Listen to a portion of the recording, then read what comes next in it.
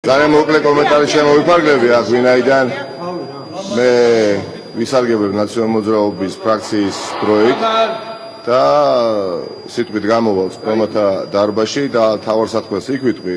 რაც შეეხება ახლა თქვენს კითხვას, დიახ, ეს არის პირველი სტომა მას შემდეგ რაც მე არ ვიცი სამაჯურით შემამკეს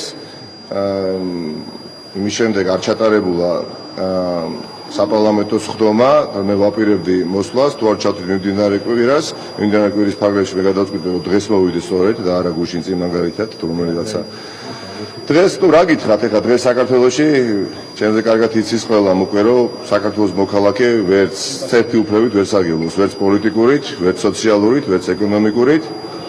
ივანიშვილის ხელისუფლებას კეფაში ესმის ქართული ხალხის სუნთქვა და რა თქმა უნდა ძალიან მალე ქართული ხალხი დაებრუნებს თავის ქვეყანას და გადადგამს ივანიშვილის ხელისუფლებას იქ სადაც უნდა გადაიდგას. გადადგამს მათ შორის იქიდან საიდანაც მართავს იქ ის არაკონსტიტუციურად სახელმწიფოს, გადადგამს მის ხელისუფლებას იქიდან საიდანაც ჩასვეს მათ გავრილოვი და ამას აქვს მარტივი ახსნა.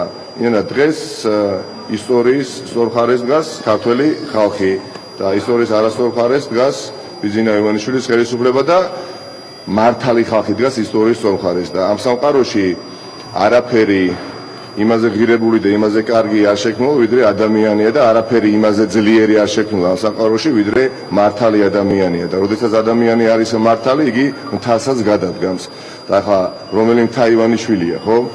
აქედან გამომდინარე გარდაუვალია გამარჯვება, უბრალოდ დარჩა მოკლე დისტანცია დასაფარი არის ფინიშის სწორი, ემოციები ძვინვარებს, გასაგებია, მაგრამ ჩვენი პასუხისმგებლობის მქონე ოპოზიციური ძალების ამოცანაცაა, რომ ყველაფერი გავაკეთოთ იმისათვის, რომ ივანიშვილის ხელისუფლების მარცხის და ჩამოშორების თანავე დაიწყოს ქვეყნის ამხშენებლობა. ჩვენ ივანიშვილის ხელისუფლების მარცხისთვის კი არ ვიბრძვით, რომელიც ღალატობს სახელმწიფო ინტერესებს და აშენდება ამაზე სადვისაუბრებს სტომათა დარბაზში.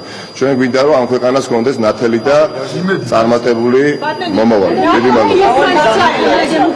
აი ამას კი მესმის დიდი ბოდიშის მოხდეთ. ეხლა ყველაფერი თუ აქ ვისაუბრე მე უბრალოდ აზრიც დაიკარგება და ინტერესის დამეკარგება მე სტომათა დარბაზში შესვლის. ეხლა სიამოვნებას დიდ რბილად რომ თქვა, ეხლა იქ შესვლა იმ დღის შემდეგ განსაკუთრებით მე არ მგურის, ამიტომ მინდა რომ თავარი სათქმელი თქვა იქ და დიდი პატივისცემა და დიდი პატივისცემა მინდა დაგიდასტუროთ, მაგრამ ამაზე მეც თუ შეიძლება ვერ გეტყვით ახლა სტომათა დარბაზის გამოსვლის შემდეგ კი